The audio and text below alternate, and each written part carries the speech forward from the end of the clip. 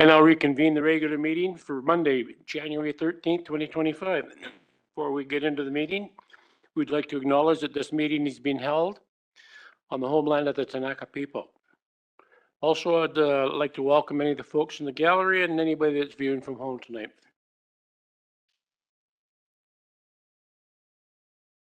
The first bylaw for consideration tonight is from engineering. Oh, I'm sorry, I got to back up a bit here. Can I get a motion to adopt the agenda of the regular council meeting of Monday, January 13, 2025? Mover, please. Councillor Ray, Councillor Blissett. In favor? Opposed? That's carried unanimously. Thank you. Can I get a motion to adopt the following minutes? Regular council meeting of Monday, December 9th, 2024. Special council meeting of Wednesday, December 11th, 2024. Special council meeting of Friday, December 13th, 2024. Mover, please. Councillor Stetsky, Councillor Graham. All in favor? Opposed? That's carried. Thank you. Moving into bylaws. Our first bylaw for consideration tonight is from Engineering and Development Services regarding City of Cranbrook official community plan, our path to Cranbrook 2042, bylaw number 4174, 2024. This bylaw is back before council tonight to reschedule the public hearing. Rob, are you here to give us a brief overview of why we're bringing it back here? It's pretty straightforward, but I guess you give an overview for the public's benefit. Sure, Mayor and Council. So the reason we had to postpone the public hearing was as part of the referral process of the official community plan. We got comments back from the Agricultural Land Commission, and of course it was right before Christmas and the holiday break, and we weren't really sure what to kind of make of the the comments. And then we also submitted our comments to our legal team just for review. It's something new that I haven't encountered when doing OCPs, so I just wanted to make sure we weren't missing something. And so we didn't have enough time to look at the comments, propose any changes for council's consideration after third reading, do the public hearing notice, et cetera, because of the Christmas break. Most of us were gone over the holidays, and so kind of just the time and effort wasn't available to us. And then we did receive feedback from our legal counsel just last week, and so we feel comfortable with moving forward with the 27th, that we can bring it back for the public hearing so we can get the notice out in time and then proceed after that. So thanks very much, Rob. Can I get a motion that council reschedule the public hearing for City of Cranbrook official community plan, our path to Cranbrook 2042, bylaw number 4174, 2024 to 6 p.m. on January 27th, 2025. Mover, please. Councillor Ray, Councillor Stetsky. Discussion. Councillor Blissett, Councillor Stetsky. Well, thank you. So I can assume then that the changes will be made that the Agricultural Land Commission has suggested, because they made those suggestions. I mean, in reading through all that, they had sent a letter in a year ago in January and suggested changes, and then that hadn't been done. So they were just going over that again. So through the mayor, so we will present a couple of minor policy changes for consideration based on the legal review. Yes. The Agricultural Land Commission provided their comments based on their perspective. So that's why I wanted to get the legal review to understand what our legal obligations were. But certainly in order to show good faith with their comments, we did amend some policies from their first round of comments. Okay. They take quite a hard stance, as can be seen in their letter, which is fine. That's their job, just like I would have to if someone asked me. But from a legal standpoint, basically it doesn't appear that we are at all in conflict with the ALCA, the Act. But there certainly were some points that were brought up, so we'll make some minor changes for council consideration to clarify some of the points that were brought up in the letter. Okay. Yeah, and we should be fine from after that. So further to that, though, as they mentioned in their letter, any subdivision applications have to go to them for approval. Of course. On those ALR lands. Yes, and so I think one of the big takeaways, I think what we'll do is we will just make it much clearer in the OCP policies with respect to that, because the city's allowed to have their position and policies with related to land use. We're establishing that. But I think they had some concern. Of course, again, they take a very hard line because their mandate is their mandate. But what we will do is we talked about it today and we'll get into it a little bit tomorrow. But I think what we'll do is we'll prepare some very clear statements that say that anything, Subject to, it's all going to be very Yeah. clear subject to, which I think was a big part of their concern. yes. And we did have a meeting with ALC staff right before the holidays as well, so we got a good understanding of where they were coming from. We're awaiting our legal commentary, and then now we know, with a couple minor, like I'm talking 2-3 small policy changes, we will have addressed what our solicitor is suggesting, and then we can advise, of course, them that we've made some changes. Might not be everything they want to see, but again, they would want us. The comments are attached, right? So, Right. but the city's position is still the city's position. But what we will do is, yes, we will make it very clear that any non-farm use subdivision exclusion, despite what our policies in the OCP says, will have to be approved by the Agricultural Land Commission. We already tried that. It was in there. We'll make it much clearer and much more upfront. Okay, thank you. Councillor Stetsky. Yeah, further to that, of course, they provided very extensive comments. In terms of legal authority, what aspect do they play other than, I guess, subdivision approval? They talked about roads, for example, on part of it. So just trying to understand the line between advice from Agricultural Land Commission, and I very much appreciate the work that they do, and legally where the line is between city's ability to approve and Agricultural Land Commission's approval. Like, do they need to sign off on our OCP, for example? Okay. No, so part of that clarity that we sought from our solicitor was just to get an understanding, because again, those comments were very strongly worded. I've never experienced that before from an OCP perspective. I know some legislation had changed, but we haven't done an OCP here since I've been around. But the only legal requirement that we have is that we submit the OCP for their comment. We are actually not even legally bound to have to address their comments. That's the distinction. They have jurisdiction via their act. Their act supersedes bylaws, which we all know.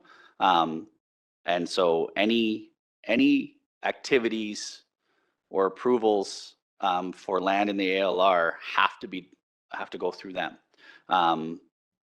We can't, despite what our zoning says, or despite what our OCP says, if it's not considered a farm use permissible by their regulations, a person would have to seek that approval. And so, yeah, I think that's why we'll make it just very clear for anyone going in the future will understand that despite, the city supports exclusion of land, this policy, whatever, hasn't been endorsed or acknowledged by the Agricultural Land Commission.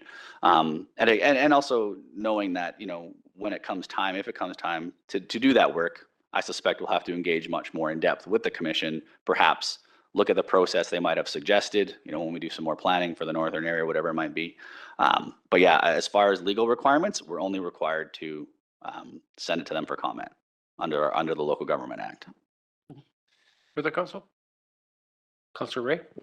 Thank you, Mayor. Just a quick comment. I appreciate the information in the report and the additional conversation.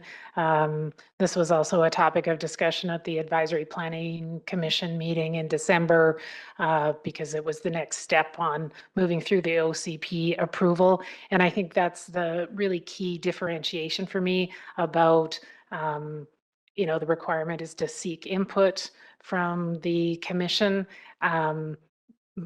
That is the requirement, to seek their input. So I appreciate that staff is, trying to find a middle ground that works for the city and also recognizes the input from the commission. So I look forward to the next iteration coming forward, and we're moving forward. We're going to get it across the line. Yeah, we'll make it very clear, because we've already given the bylaw second reading. The public hearing ad will identify very clearly what change is being suggested.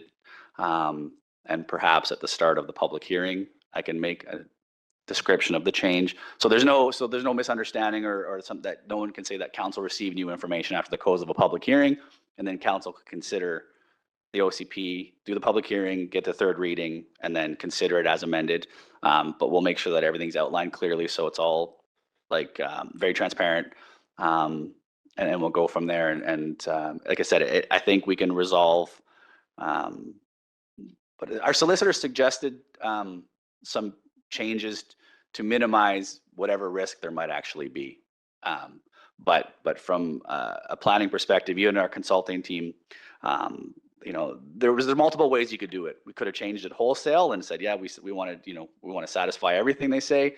Other jurisdictions have had resolutions of council saying, thanks for your comments, we're not changing anything. So there's a very strong, council resolution like that. I think I'd feel more comfortable making the changes because it does provide the clarity they're seeking. It shows that we're acting in good faith, respecting their comments, but also respecting our process, our land use jurisdiction, and then we'll proceed with that. So when you see it, that's what it'll look like, and then council can make the decision. Thank you very much, Rob. I'll call the question. All in favor? Opposed? That's carried. Thank you so much. Next bylaw for consideration tonight is from Finance regarding 2025 Revenue Anticipation Borrowing Bylaw number 4181/2025. This bylaw is before council, first, second, and third reading. We have Charlotte here tonight to give us an overview of this report. Thank you, Mayor. This report is an annual report that comes forward to establish essentially our overdraft at the bank until we collect property taxes in July of 2025. So it provides us a buffer until those taxes are collected, should we need it. We haven't used it for quite some time, but we ran into a situation last year where we possibly could have ended up using it. So there has been some discussion about whether or not we need to continue with this. My recommendation would be that we continue with setting the bylaw up. Thank you, Charlotte. Can I get a motion that council give first reading to the 2025 Revenue Anticipation Borrowing Bylaw number 4181/2025? Mover, please. Councillor Stetsky, Councillor Graham. Discussion. All in favor? Opposed? That's carried unanimously. Thank you. Can I get a motion that council give second reading to the 2025 Revenue Anticipation Borrowing Bylaw number 4181/2025? Mover, please. Councillor Blissett, Councillor Ray. Discussion. All in favor? Opposed? It's carried. Thank you. Can I get a motion that council give third reading to the 2025 Revenue Anticipation Borrowing Bylaw number 4181/2025? I need a mover. Councillor Graham. Councillor Ray. Discussion. All in favor? Opposed? That's carried. Thank you. Moving on now to new business. First item of new business is from Public Works regarding solid waste services and the curbside organics collection program. And we have Caitlin here tonight with us. Thanks, Caitlin, to give us an overview.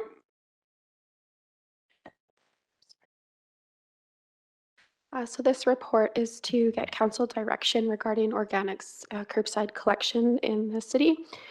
So on June 10th, we provided a organics collection feasibility report, and apologies for not attaching that, but it is found in the June 10th council agenda.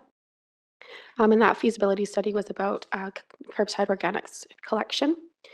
On December 3rd, the province announced funding for organics collection. There's $15 million available for new or existing collections programs or infrastructure programs in BC.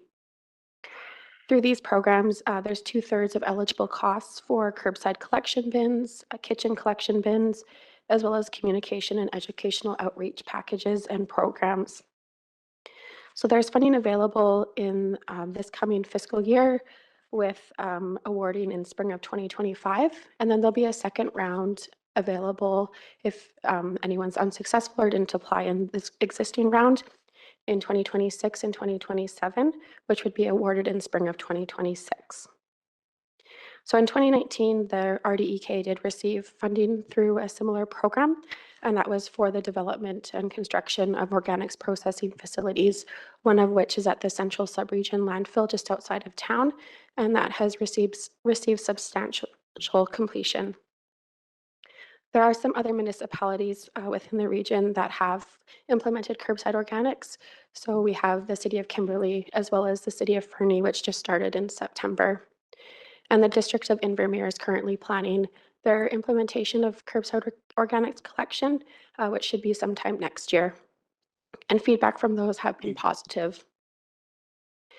With the city's OCP development, there was feedback received from the community about organics collection, and it was positive, and they did support the exploration of seeking organics collection. So we are just requesting direction from council on our collection services. So currently we provide curbside garbage weekly and bi-weekly recycling collection. Our recycling collection, we've been in discussion with through the budget process of how that service will continue to be provided, whether it's city or contracted staff. And right now our fee for curbside collection for solid waste is $9.50 a month. If we do continue with a contractor for recycling collection, there is a shortfall in cost through the Recycle BC incentive. So we'd be seeing approximately $2.60 per year per household to receive recycling collection from a contractor, or we would see no collection fee if that service is provided by city staff. If we're looking at doing organics collection, staff have provided a recommendation for how collection should be completed. So we would recommend that garbage be completed bi-weekly because we would see about 31% is the estimated organic composition of our solid waste. We would see ideally a majority of that diverted from the landfill. And then recycling collection, we would recommend continue bi-weekly. And then we would recommend organics weekly through the summer months. We see that a lot in the neighboring communities.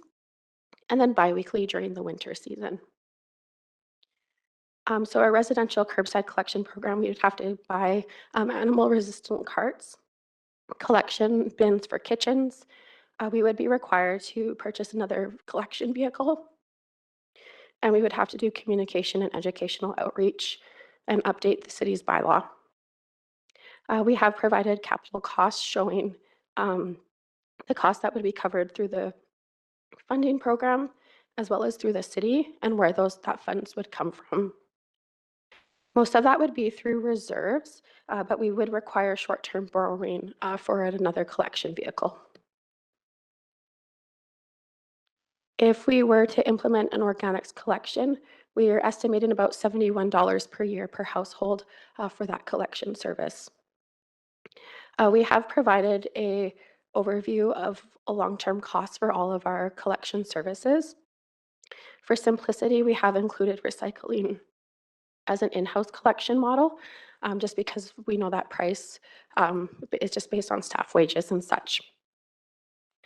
And you will note in the spreadsheet, we have it considered operational expenses and both the payments for borrowing any equipment and the funding that's required to be transferred to reserves to replace that equipment in the future. So up front, you see a lot of costs, but that minimizes our borrowing in the future because we're not required to borrow. We have that funding available in the reserves to replace equipment. And we also wanted to note that solid waste collection is quite successful in our Public Works Department. With us moving to automated collection, we are able to reduce risk of injury, provide opportunities for staff to return to work gradually, and we've also been able to provide opportunities for those staff who have increasing seniority to be in less labor-intensive positions. And our staff is also very engaged with the public, our solid waste collection staff. We have people, well, kids dressing up as them for Halloween, waving out the window, as well as them attending community events. So if we did go forward with organics collection, we would bring a report back to the next meeting regarding the funding required for the grant. Thank you, Caitlin. So,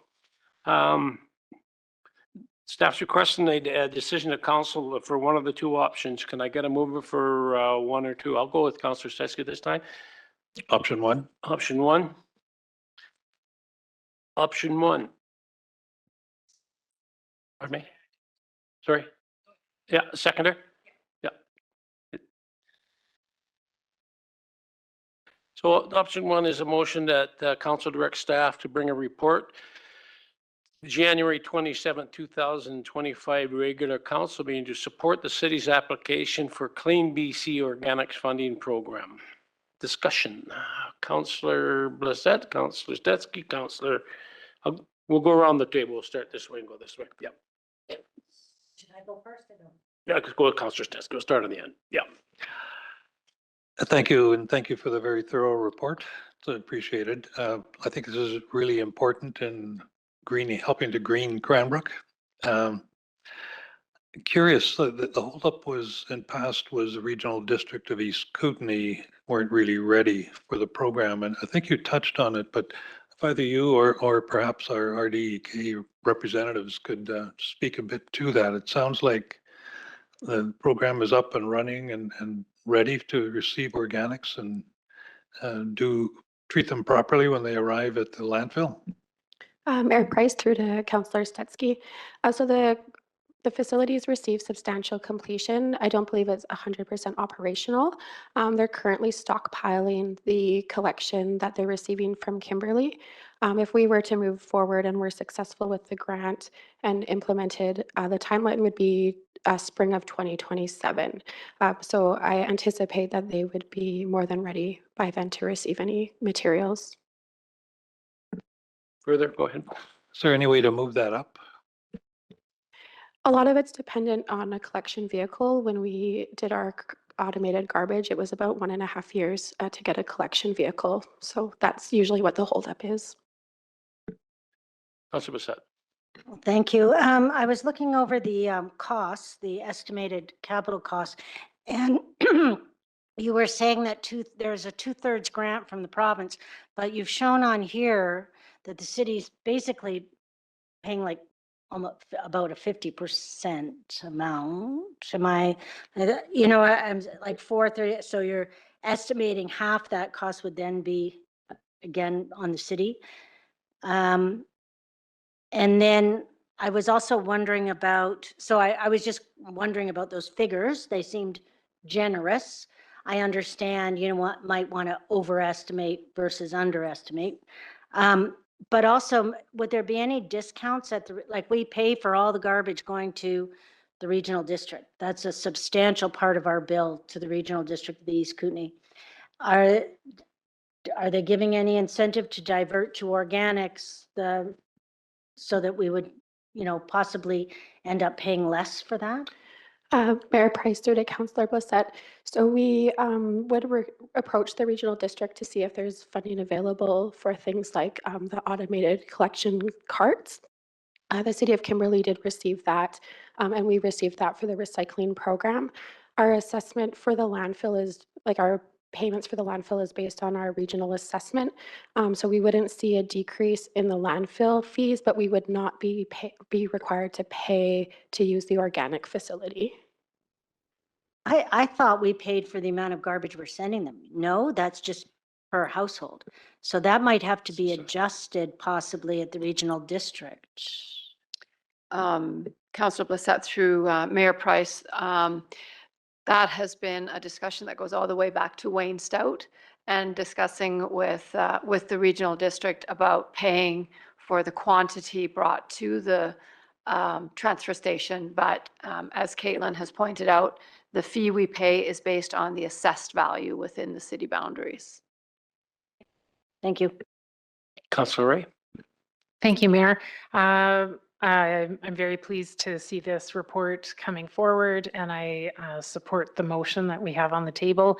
For me, a pragmatic benefit I see is just extending the life of the landfill, because if we want to delay the cost of a new landfill as long as possible, because that's going to be a big cost, and all of the users, like our community, we're going to be the ones paying for that new landfill. So that's one of the reasons that I'm very pleased to see this coming forward. In addition to, this is a positive action step that we can do as the city of Cranbrook regarding climate change. So I think it's very timely, very important, and I am hopeful that our motion will be supported this evening. Thank you. Councillor Graham. Yeah, thank you. Just a couple questions. I'm just looking at kind of like the long-term costs and just trying to figure out on the, I guess on page 6 of the report, just the numbers. Like I thought we didn't lose money on garbage. Like if we look here, it's like our revenues don't match the expenses. So I'm just curious, like why wouldn't we build that so it was a break even, or we made money on that?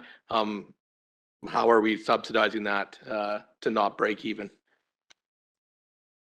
Councillor Graham through Mayor Price. So the where we are short, we're talking about organics only. I'm just reading the grade, Solid waste, the sorry. solid waste at the very bottom. Yeah, so there are some adjustments that are going to be needed up in the garbage collection because that's where you'll see that the expenses exceed the revenues. So there are going to be some adjustments that need to be done up there. And that's where the majority of those shortfalls are sourced. Okay, and just a couple other things. So then there'll now be 3 bins in people's yards, just confirming that there'll be 3 bins. That's correct. All right, and is there not an option for this to be a voluntary program where people go to the transfer station and drop their organics? Like we have a 200-year landfill. So at this point with room for expansion. So I'm just like curious about how, you know, adding this other burden of another bin could not maybe be alleviated with a voluntary program at the transfer station. Because again, those who live in Stratus get none of this. Councillor Graham through Mayor Price. So it would just be up to the bylaw whether it was a voluntary or involuntary program. However, we would like to provide that service. With respect to bringing organics to the landfill, residents would be able to bring them to the Cranbrook landfill, but they will not be able to bring organics to the Central Region landfill.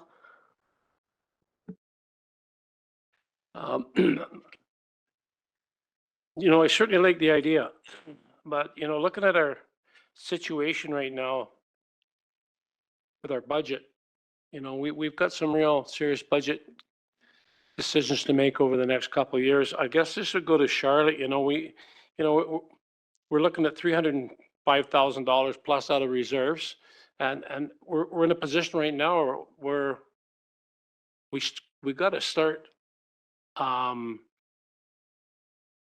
contributing to those reserves at a higher level than we have been in the past couple of years. So I'm concerned about that. That's a pretty big hit out of a reserve. And then also, you know, $500,000 short-term borrowing. And this is for 2026, we're going to 26. So that borrowing would be probably 2027, whatever. Where's your comfort zone? And here's my problem. You know, if we weren't concerned about percentages and you know, it's frustrating that we got to focus on that. But that's the reality today. And you see what we're going through this year. Everybody wants 5%. You know, we're starting out at 8.5%, and it probably could have been 12%, you know, with the add-ons. And we're scraping everything, absolutely everything, to get down to maybe below 6, maybe. What's the impact here? This is significant. These numbers are significant when you're looking at our budget. Mayor Price, no question, this represents a new service, so that has to be paid for. Perhaps another way to look at it is there, you know, and I'm not saying there is, but is there some other service that we're currently providing that we shouldn't be providing, where there's more of an appetite for this and less for that, and you exchange one for the other? I mean, that's something for council's consideration as well. Is this, you know, do you say no to a service that the public wants and continue with a service that the public doesn't want, or do you get rid of the service that the public doesn't want and bring in a new like replace a services or exchange, you know, replace one with the other? That's a council decision. So in terms of my comfort, I honestly, I agree. It will add additional costs to the residents if some other service is not removed. And yeah. So the other, just a couple of things I'd like to point out here is that all these numbers also assume that there's money being set aside for capital replacement. And just up in the solid waste, numbers, we're assuming 3 vehicles up there, which of course that all gets adjusted when we end up, if we end up doing 3 types of services. So I think right now we're a little heavy on the trucks. Yeah, right now we're a bit heavy on the trucks. And I would also say that the entire solid waste service has gone through a lot of change over the last few years. So in the past, we didn't used to borrow for replacements. We had enough, the fee was enough to essentially fund the replacement of the units when that needed to happen. We're sort of starting over here because we now have mechanized garbage trucks. And now if we're looking at adding additional services, that does require a bit of a surge initially to get us back to where we were before. And certainly where we were before was 2 services shorter of what we're providing here. So yeah, I'm not sure if that answers a lot of questions, perhaps added a little bit of information. Yeah, no, I appreciate how candid you are, and that's kind of where I'm going is, you know, we were looking at this year, and you know, we sought the public input on our survey on cutting, you know, what services, you know, would you, if you had to cut services, what services would you like to see cut? Nobody wants to see any of the services cut, right? So, and we know, you know, the 8 point something was the same level of services last year. So something's going to give between now and when we meet again for budget. Now we're talking about bringing another level of service in. And this is the conversation we've had. And this is the difficult part with, for every council across Canada, probably right now. There's some really, really good ideas. And by the way, I really appreciate the amount of work that's gone into this. It's a tremendous amount of work. But we're not very good at saying no. And this is great. This is a great idea. Can we afford it right now? I'm questioning if we can afford it. And again, I appreciate your candid, how candid you are, Charlotte, saying, well, you know, if this is service that wanted, we would maybe have to look at another service we're going to eliminate. Ooh, we've been doing that dance for a little while here, and you know what? The public's not very favorable cutting any of our current programs, so why would we introduce something new? Because, you know, my experience with history is if they've never had it, you don't miss it so bad. Once you've got something, you take it away from people, make no mistake. They're not going to like it. You're going to probably pay the price. I'd rather stay with what we got for this year and revisit this down the road because, quite frankly, I'm looking at the next couple of years in the budget. We can't afford another expense. We cannot. And as good as an idea this is, we've come a long way.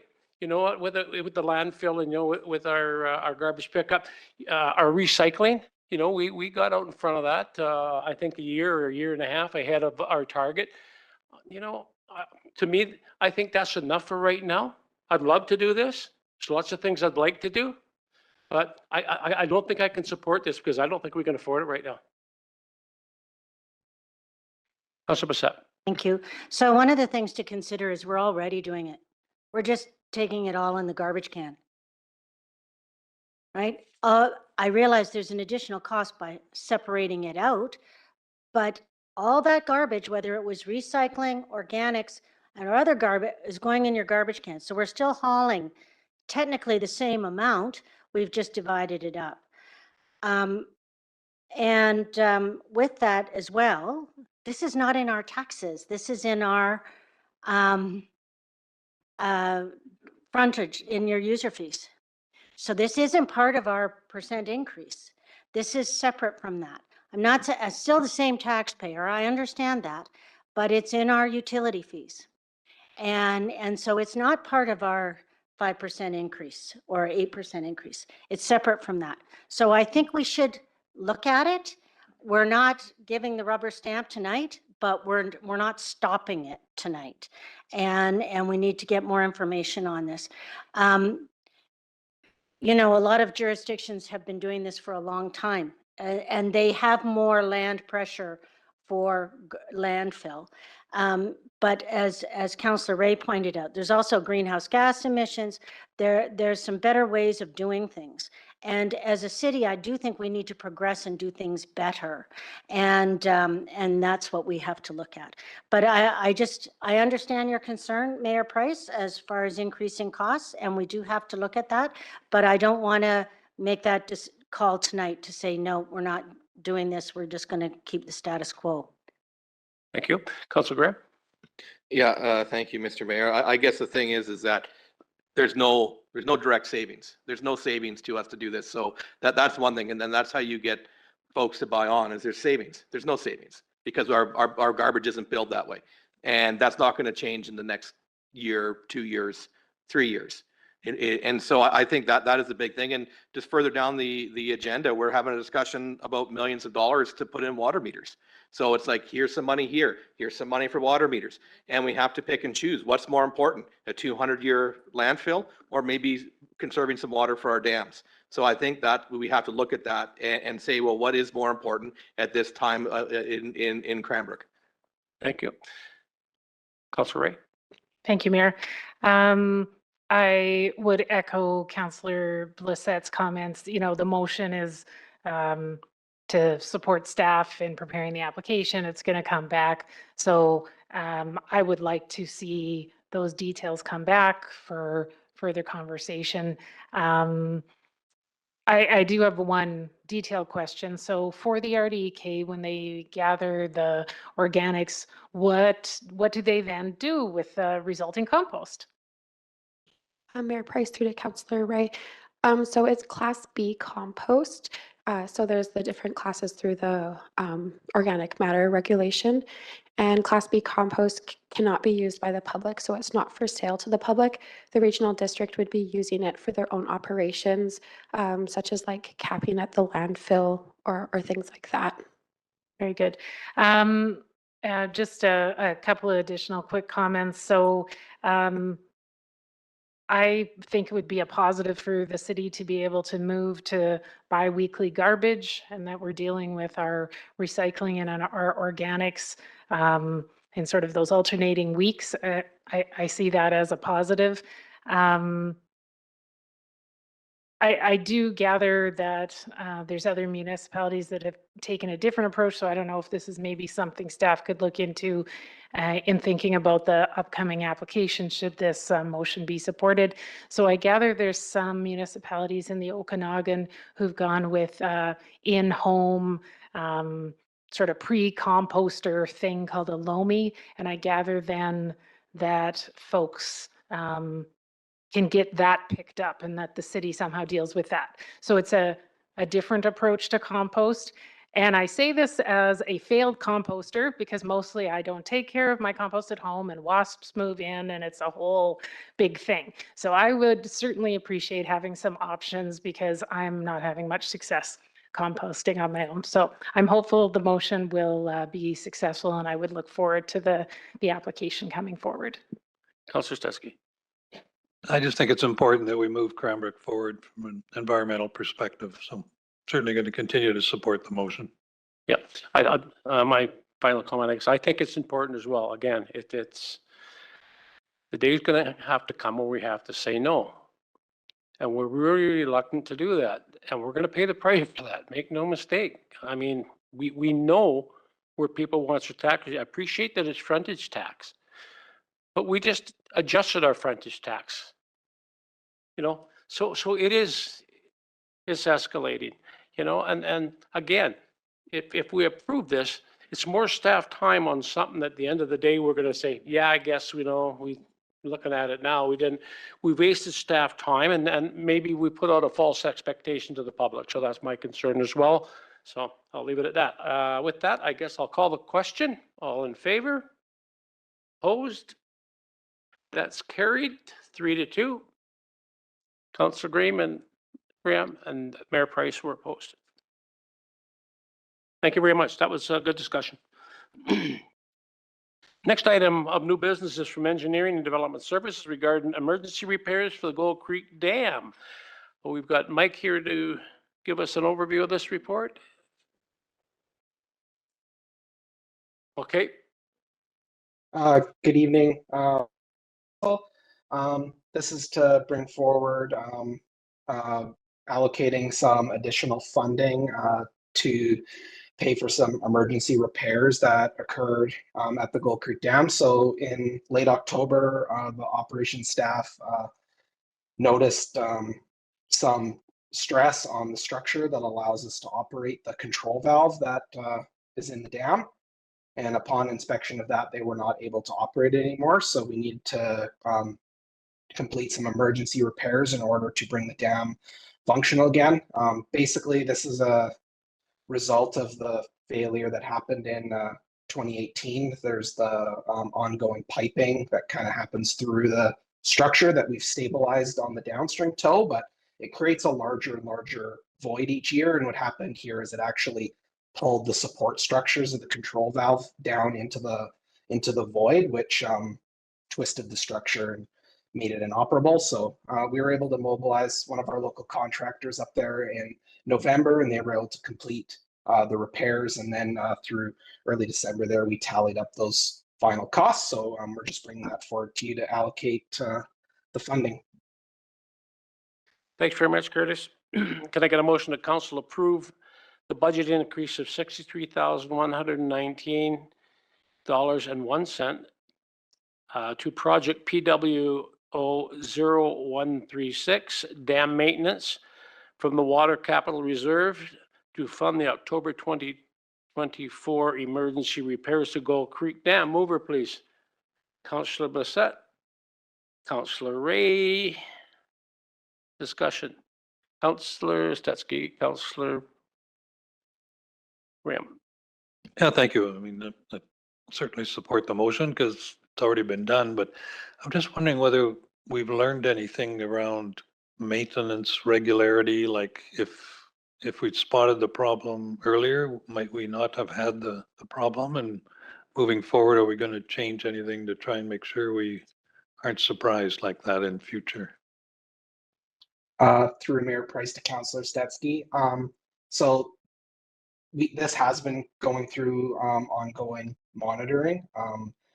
Yes, there is lots of maintenance activities that prevent failures and whatnot in our system. This is obviously due to the condition and the age of that structure. And with the location of this, there wasn't a lot we could do. Like, we still haven't actually fixed the hole where the piping is, because we're not able to do that without draining the reservoir, essentially. So this is still a Band-Aid to get us through until such time we can determine what's happening with the new dam. Thanks, Curtis. Councillor Graham. Yeah, thank you. Just one question.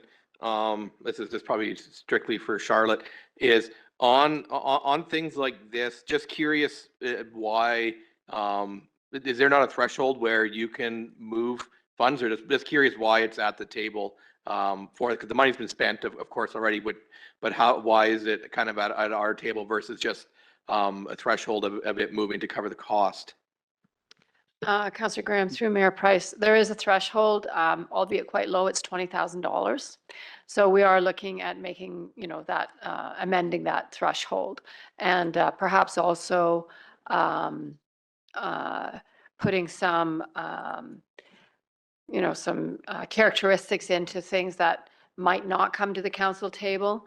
It is an emergency repair, and so there is an emergency clause in our procurement policy, but it requires that we come back to council and let you know, regardless of whether it's 20,000 or whatever it is.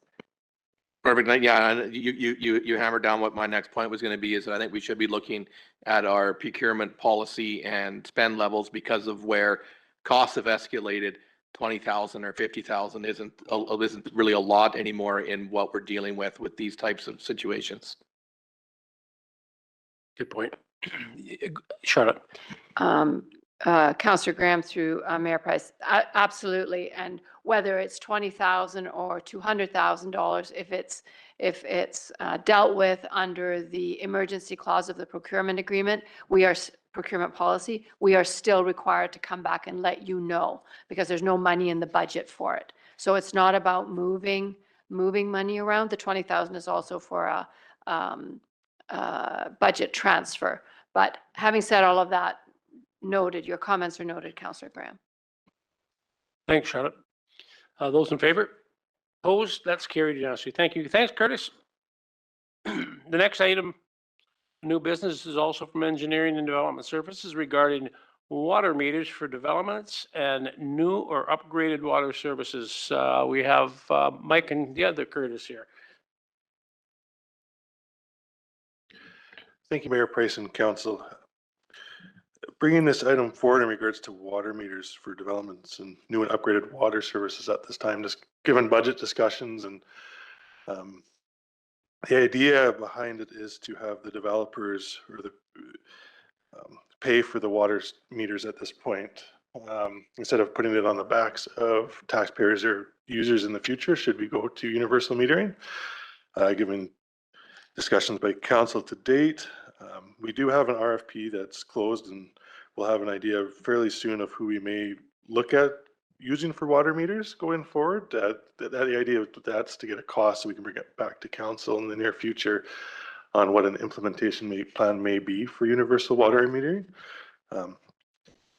So looking for support in regards to this, it comes under the existing waterworks bylaw where the city engineer has been delegated the authority if he deems it advisable to put them in. So this is a change from what we've been doing for many years. So it's thought to go to council to make sure that's something that you'd want to do.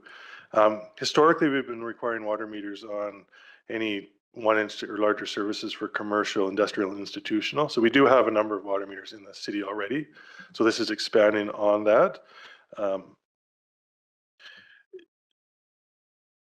There was a resolution in 2024 about implementing water meter readiness. We have started working on that.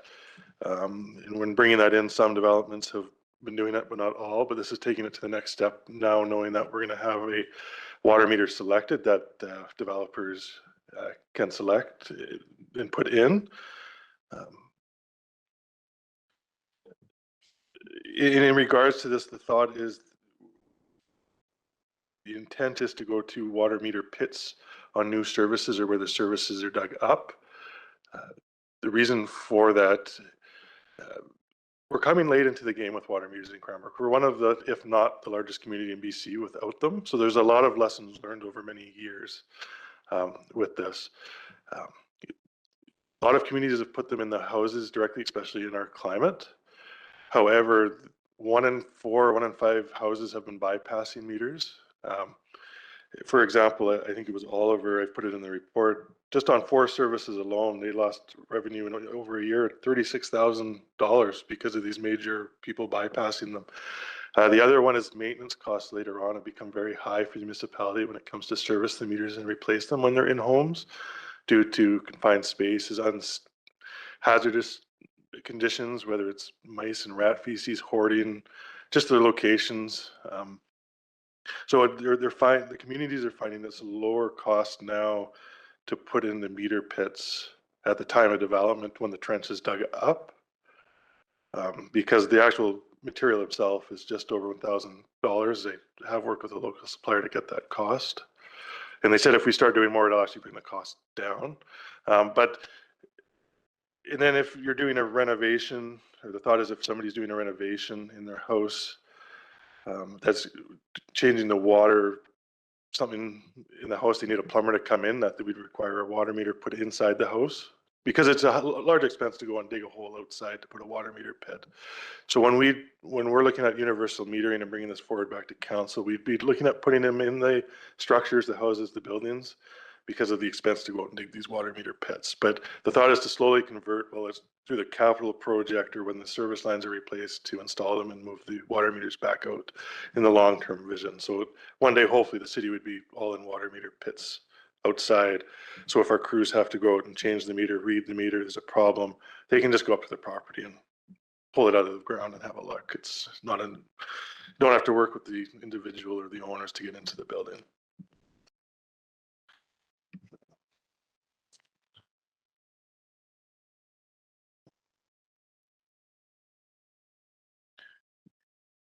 Yeah, I think that's all I have for introducing it, so I'm interested to Thanks, discuss. Curtis.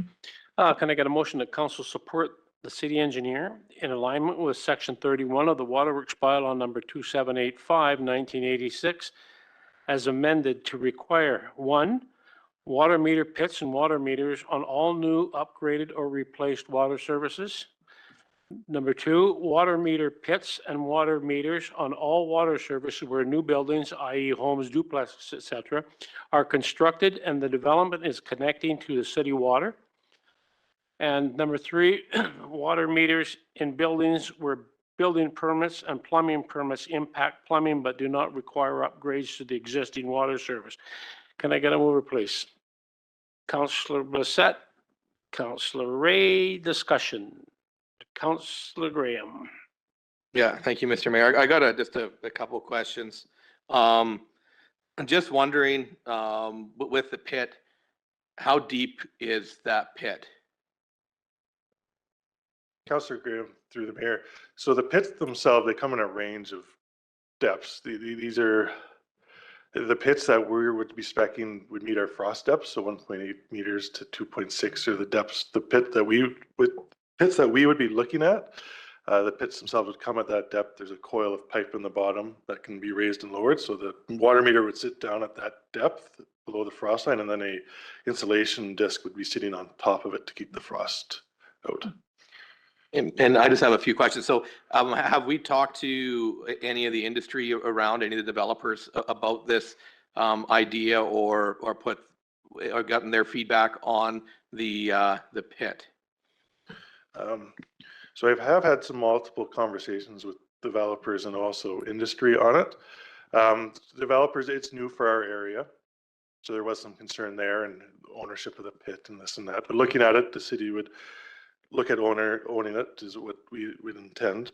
It would be on the city side of the property line where it can be, if there's room. The industry themselves, talking to them, they said we were behind the times by not doing this sooner. Our local suppliers have already been shipping them to the West Kootenays.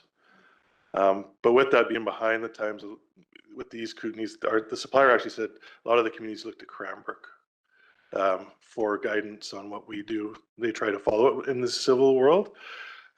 So we have to kind of take the leap there locally. The other people want to do it, but the West Kootenays are doing them, the Okanagan, Lower Mainland, the Northern United States, Kalispell, that area. So it's being done around us, but just not in the East Kootenays yet.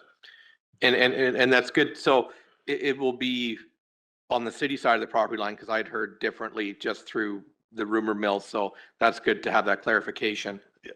Councillor Graham, through the mayor again. Yeah, that's one of the feedbacks I got from the development industry, because a lot of the communities that we've seen in the Okanagan and the Lower Mainland, we're putting them on the private property side. That's what we originally proposed, but hearing back from the developers, that was one of their suggestions, was to put it on the city side. So that's what we're going to look at changing the spec to be.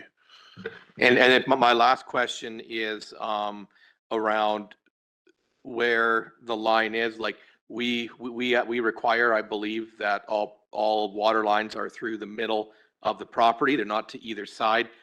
So in my case, that would be like in the middle of, that would be like in my driveway, because my driveway covers that. Like, are we looking at changing? So this will be on the side, more of like a landscape feature like you talk about, or is this going to be a big manhole in the middle of, say, my driveway? That would have been different, getting driven on, that kind of thing. Just curious, are we looking at where we're putting placements for water lines now, especially with narrower lots, like a 45-foot lot? Councillor Graham, our bylaw does require the services in the middle of the lot at the discretion of the city engineer that can be moved. One of the reasons for that is just due to the shallow utilities. So if they can be moved off to the side, we're happy to do so. But the Hydro, Telus, Shaw, Fortis, they like to be on the lot corner, so it can be a little bit tough putting them at the lot corners. So it will be a manhole lid or a lid, not specifically a manhole. It's a little bit smaller, but quite significant size, 1.5 feet, so the larger diameter. At that, it would be traffic load rated for the driveway. Councillor Stetsky. Thank you, Mayor. So in the report, you've got the cost of the meter at about $550, and then the cost of the pit, $1,500 to $4,000. Now, if it's a new build, I assume it would be at the lower end of that price range, right? Because you're not digging a special hole, you're just adding to current development. And secondly, how does that work for apartment blocks? Councillor Stetsky through the mayor. They would be on the lower end for most homes in most services. The larger cost is if you need a 2-inch service, so it needs to go to a much bigger pit. It's actually 3 feet across. The lid would be smaller, but it's almost a manhole sized pit if it needs to be a really large service, which is not an average house or average building. Even duplexes and fourplexes and stuff would be smaller than that. Talking to the supplier, the cost, I might have even been a little bit on the high side with the 1,500. They said it just over $1,000 for a meter pit for a normal 3/4 inch or 1-inch service. And in regards to apartment blocks, the larger services, when we're retrofitting, they'd go in the building, but a new one would go in the ground in a vault type chamber, similar to what BC Hydro uses. So we'd come up and insulate, so it's not a confined space. So it would be a little bit more money, being a concrete chamber in the size. But that's for anyone that needs fire flow at that 4 inches or larger size. And the same would be for stratas, depending on the strata and the ownership of the utilities. Some of our older stratas, we own the utilities in them, so they would go in the individual buildings or services. But a newer strata where they own all of their infrastructure would be one larger meter for the whole strata, because we don't have permission to go into the stratas and whatnot. So then it's up to the, so there'd be one bill to the strata, one bill to the apartment Yes. block from the Yes. city. It's up to the owners then to collect from residents. Correct. That's typical of what we've seen through BC, is that the stratas themselves are billed and they divvy up the bills, and some stratas even meter their individual residents and divvy it up that way. So that's the intent. I mean, we could look at it differently from council, but. Councillor Ray? Thank you, Mayor. Just a couple of quick comments. I'm reminded of the water report that came forward to this council a year or more ago, earlier in this term, just emphasizing the finite nature of water. It can be easy to forget that, and identifying that water meters are a key tool regarding that. So I think it's important that we're all mindful of that. And in addition, as you alluded to, sometimes there's benefits to being a slow follower for new initiatives. So I think we're benefiting from that, in that we can learn from the lessons in other communities and have the benefit of that, which you've alluded to in your really verbal additions to your report. So I'm pleased to see that. And yeah, I think this is another important step in being very responsible stewards of our water resources. Thank you. Councillor Graham again. Yeah, I'm just concerned about your strata comments. Just thinking about that and how there might be a need for a workaround. We see a lot of strata developments in our area, and now sure it's just one and it goes to all the strata, but then I don't know. I just feel like the move to try and get personal meters at each place is important. It's no different than when you got when BC Hydro upgraded their network, and it's like you can monitor your hydro usage, right? And it's whether you're reducing it or not, it's still that bit of a mental game where it's just a strata bill sending out. I feel like we aren't accomplishing maybe what we're trying to accomplish with new builds, just because there are, a lot of our projects are in stratas right now. So I'm just kind of flagging that for maybe something to look at. Thank you. Further? All in favor? Opposed? That's carried. Thank you. Thanks, Curtis. The next item, new business, is from Fire and Emergency Services regarding council support for Community Emergency Preparedness Fund, the grant application. Scott, are you on? Yep, there's Scott. Yes, You got the floor, Scott. Thank you. yeah, thanks, Mayor Price. Through to council, I'm happy to be here tonight just to discuss support for support.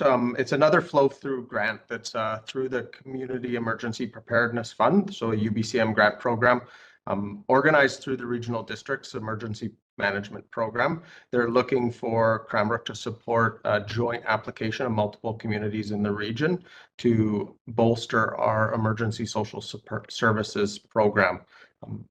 They're looking for more storage, increased response supplies, capacity for pet care during emergencies, training for our volunteers, et cetera. And so along with a number of our neighboring communities and the regional district, we're looking for 160,000 total grant, 40 of which would come through the Cranbrook if council votes in favor tonight. Thanks, Scott. Can I get a motion that the RDK be authorized to submit a joint grant application on behalf of the city of Cranbrook to the UBCM Community Emergency Preparedness Fund supporting the East Kootenay Emergency Support Services Modernization Project? And further, that should the UBCM Community Emergency Preparedness Fund application be successful, the RDK be authorized to receive and manage the funds and to provide overall grant management for this project. The mover, please.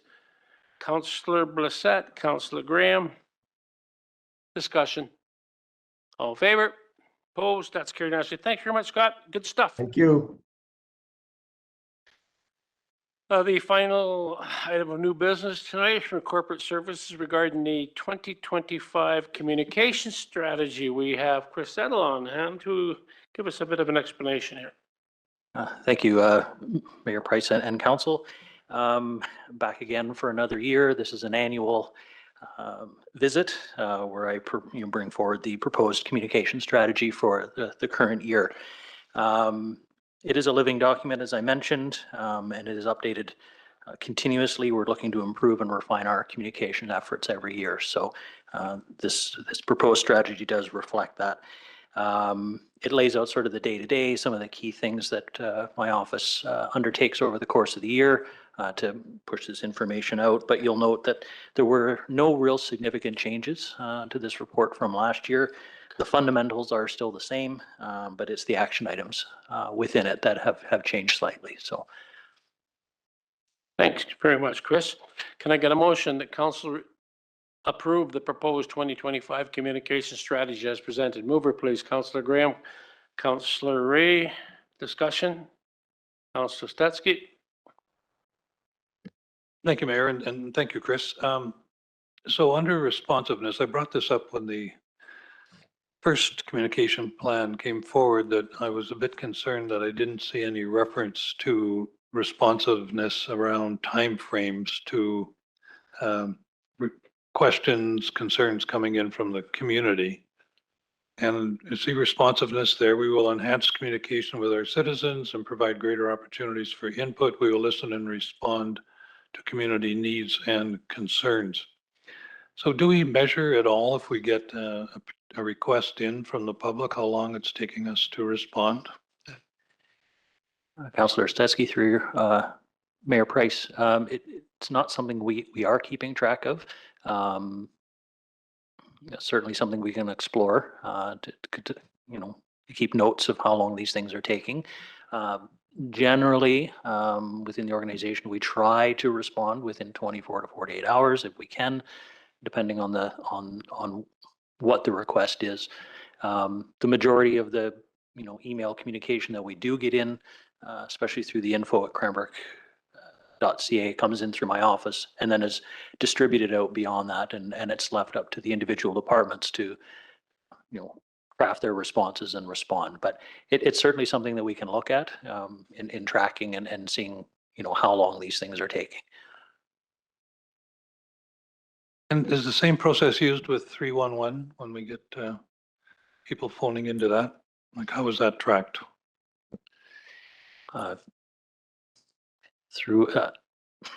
When I look at it, I would have to reach out to Tony Hetu through Public Works. They kind of oversee a lot of the 311, and it's a lot of the frontline staff that tend to take those calls. So I would need to check in with them and see what their process is. Councillor Graham. Yeah, thank you.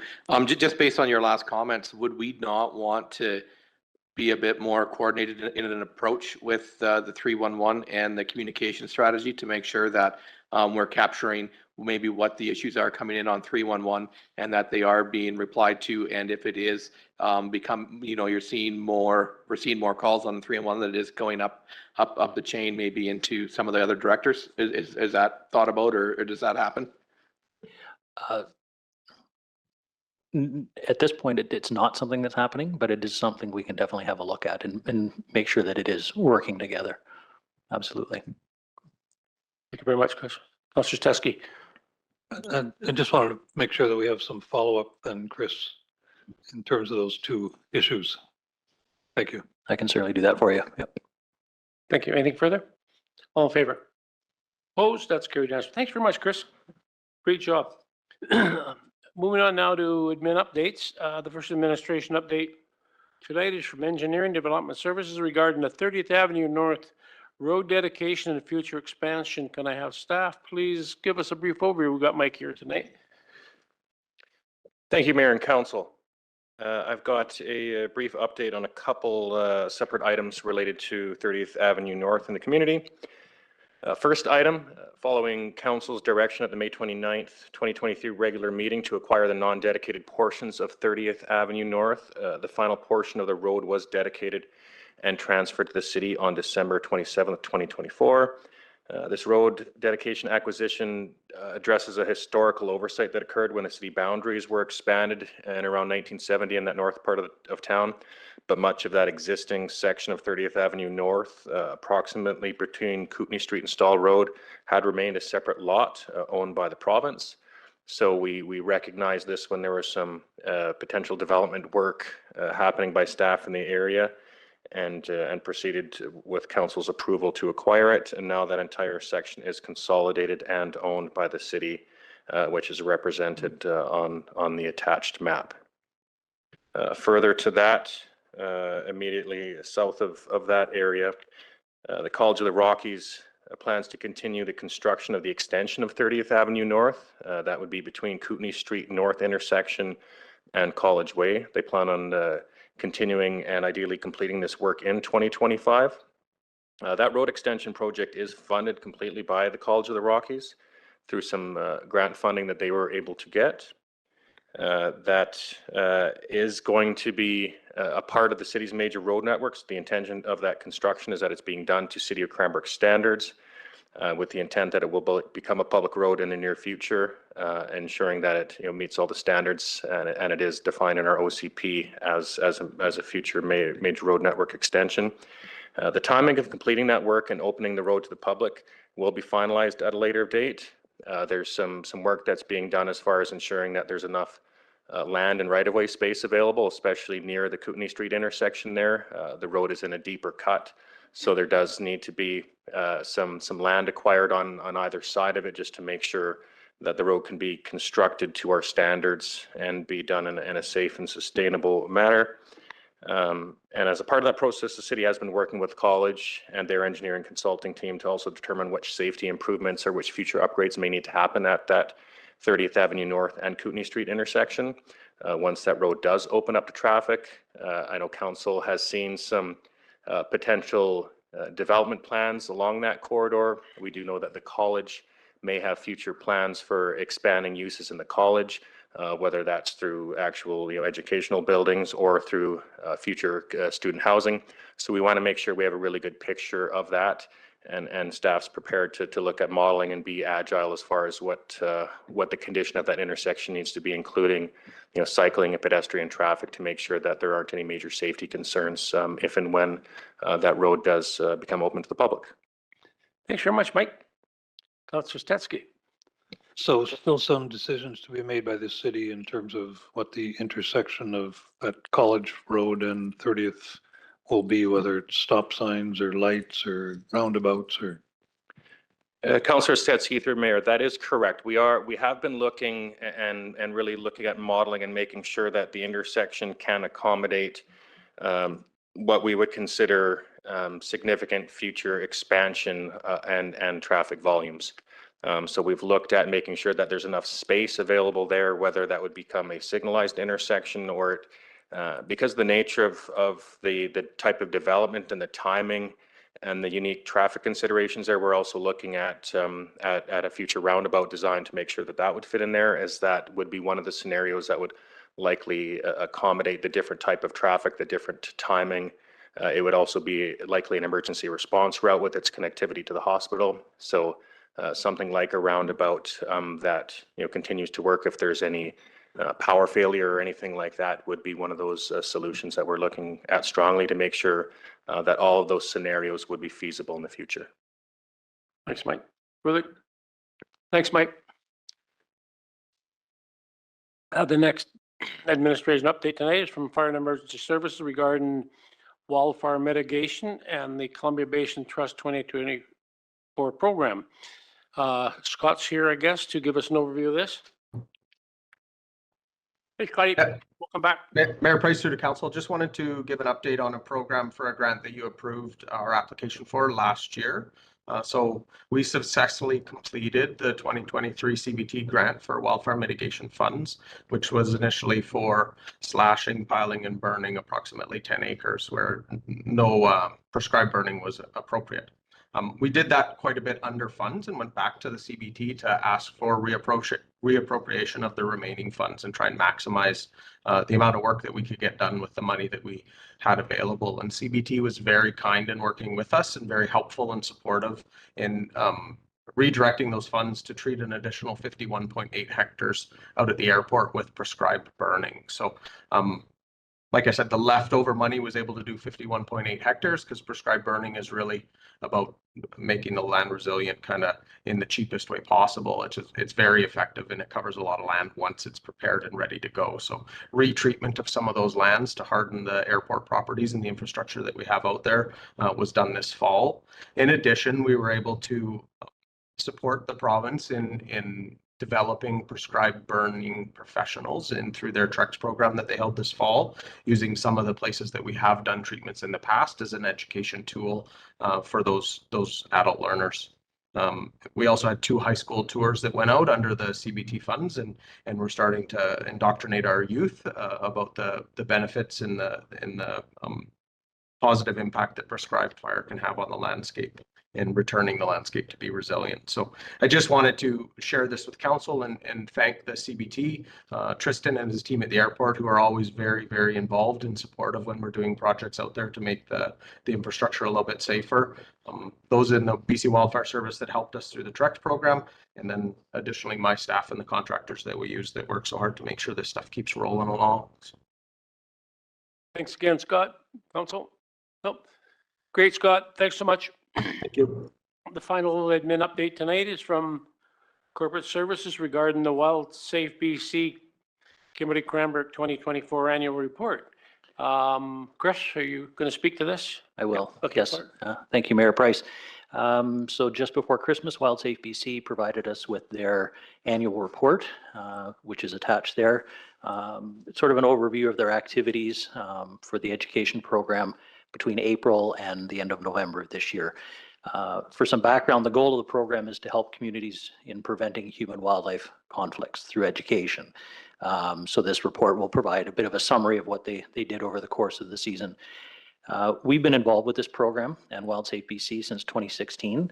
And back in 2024, we provided $7,000 in funding to support the program in partnership with the City of Kimberley, the BC Conservation Foundation, the Columbia Basin Trust, and the Ministry of Environment. So that $7,000 certainly goes a long way to providing a great resource, not just for Cranbrook, but also for Kimberley and for the areas surrounding there as well.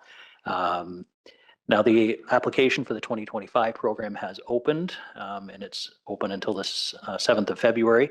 The intent is that we will make that application again for 2025, but make it very clear it's pending the adoption of the budget. So right now we have another 7,000 tentatively in the budget for this year. Thanks, Chris. Any questions, Council? No? Oh, sorry. Councilor Ray? Thank you, Mayor. Just a quick note, might be just a bit of feedback for the program. I see that that annual report combines their Kimberley and Cranbrook data, and it might be helpful if they could separate out the Kimberley and Cranbrook data, just because Kimberley, I think, and Cranbrook have some similarities in terms of wildlife interactions, but also some differences. We don't have the bear activity generally. Occasionally, we have a bear sneak into by the golf course and whatnot. But I think it would just be, yeah, it would be helpful if they could separate out their data. Just a bit of feedback for their program. Yep, good point. Perfect. Councillor. Thank you for that. Further? Thanks very much, Chris. Moving on to correspondence, we have 3 items of correspondence tonight. We've got, let's see, UBCM Community Works, receive for information. Okay, we have AKBLG, receive for information. And, whoops, what did I do here? Yeah, and we have correspondence from Lisa Foxworthy regarding fair support for rural nurses. Councillor Graham? Maybe we could write a letter of support. Okay.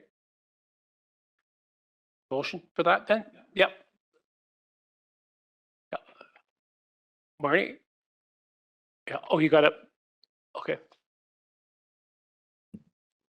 Oh, I got a resolution here. I'm sorry. My apologies. Can I get a motion? The council received the correspondence from Lisa Foxworthy regarding fair support for rural nurses, include Cranbrook and Kimberley in the PRR now. And further, the council authorized a letter from the city to the Honorable Josie Osborne, Minister of Health, requesting reconsideration of their decision and include Cranbrook in the Provincial Rural Retention Initiative. Councillor Graham, moved by, seconder is Councillor Stetsky. Discussion. All in favor? Opposed? That's carried unanimously. Thanks very much.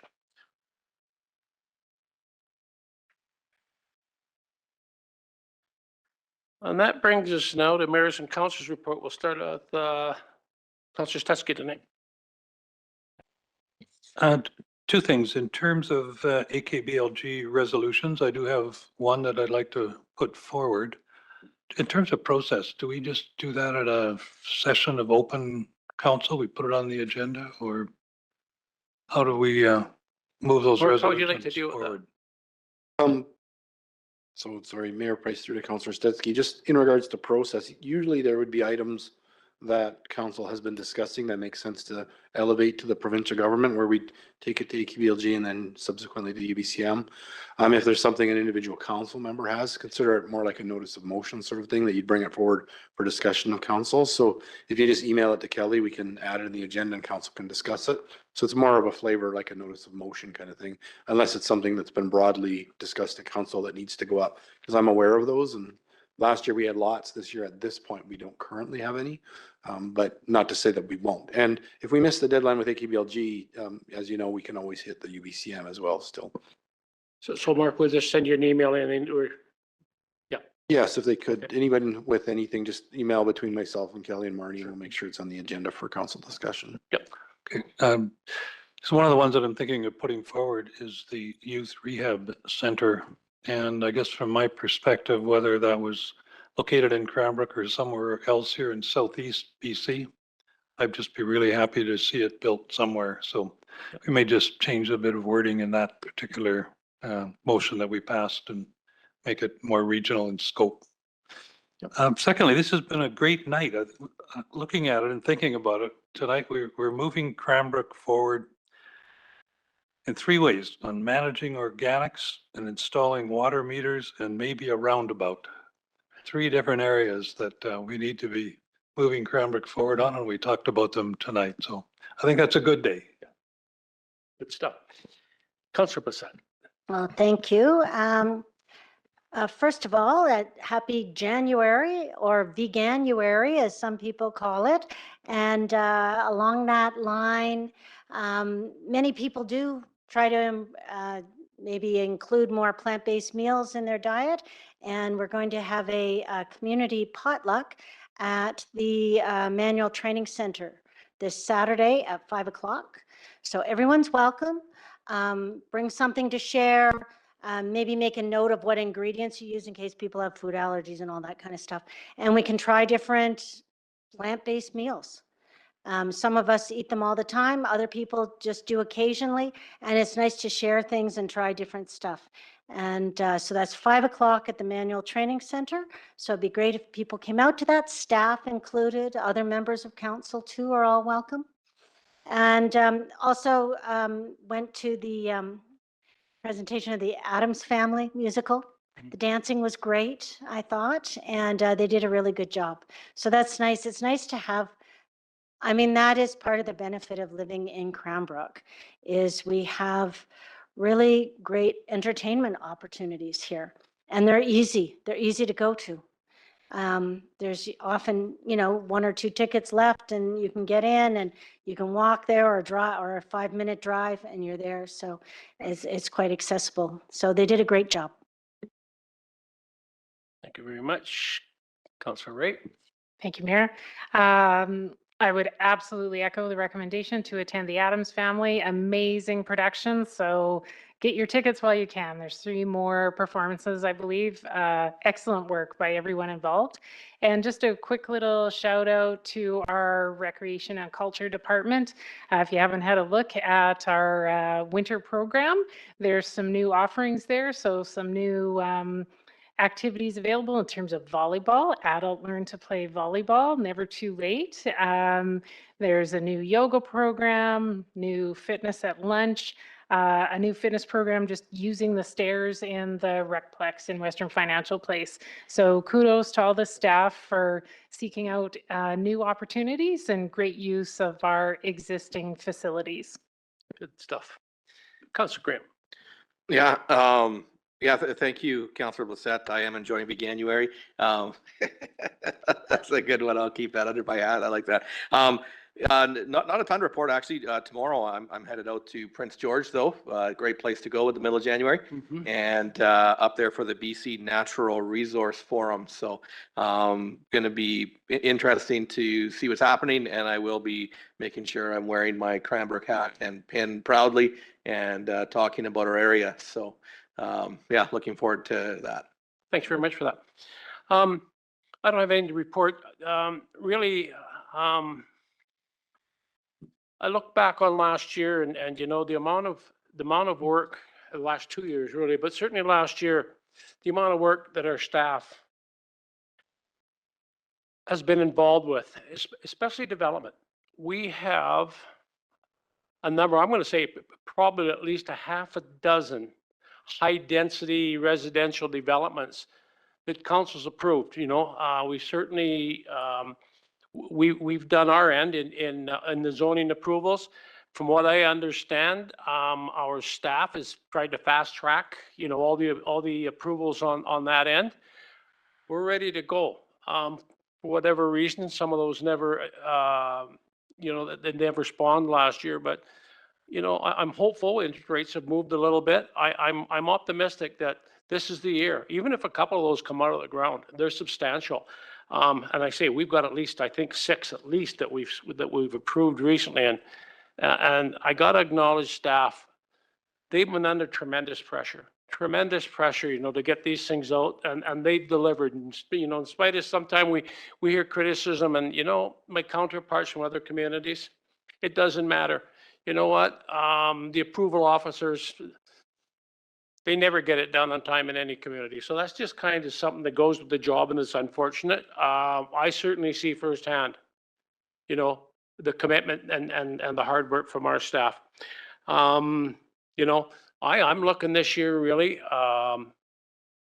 There's so much that's under the surface, and as soon as it breaks through the ground, it's going to be very noticeable. So, in spite of all some of the criticism and whatnot, I'm really look at this 2025 as a year of optimism. I'm extremely optimistic for 2025. And I'm just going to point out, in my past life in business, I don't go to, I'm not a conference guy. I don't go to a lot of conferences. I will weigh them and decide, the value. I like to see what's value. I certainly think there's merit in somebody from the organization attending most of the conferences. So I have not attended the FMC in the past. But we've always had a representative there, which I think is extremely important at that level. Certainly, I think this year, I'm looking at the level of funding support that the city has had over the last number of years. It's down considerably, and it's been down for years. And I think we have an obligation, you know, as a council, because all local governments are going through this right now. The funding's not there, you know, and some may be more privy, so that can get political. That's all fine. But if you look, the federal and provincial deficits are increasing every year. So they've got less money to hand out. Certainly, I don't believe we get our share on either end for the last number of years, but that's just my opinion. But saying that, I think it's really important that we as a council, that's the level we need to be working at. We need to be at the UBCM level for our provincial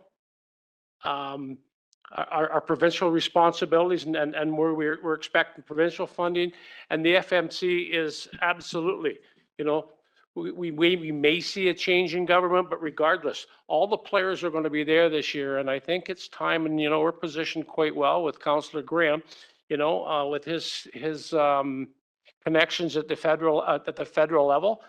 He's been down there a number of years representing us. To start making inroads, you know, on a higher political level if we're expecting something in return. So I'll definitely be going down there, and I'd urge council, you know, it's not one of these free trips to Ottawa where we're going to sit by the pool and, you know, do spa days and things like that. I think, you know, the next couple of years is extremely important that we raise the bar and, you know, take our political advocacy to the next level, to the provincial and federal level. So that's just a comment on that. That's all I got. And with that, I'd ask for a motion to adjourn. Councillor Blissett, Councillor Graham, all in favor? Adjourned.